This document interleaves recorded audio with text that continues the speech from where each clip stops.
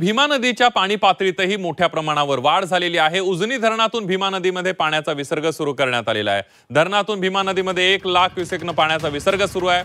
परिसरातील गावांना सतर्कतेचा इशारा देण्यात आलेला आहे।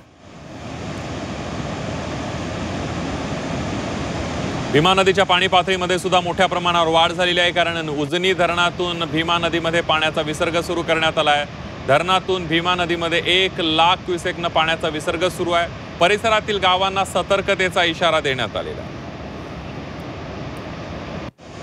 आपण ही दृश्य बघतोय, उजनी धरणाची ही दृश्य आहे। तब्बल 1 लाख क्युसेक्न उजनी धरणातून पाण्याचा विसर्ग सुरू करण्यात आलेला आहे।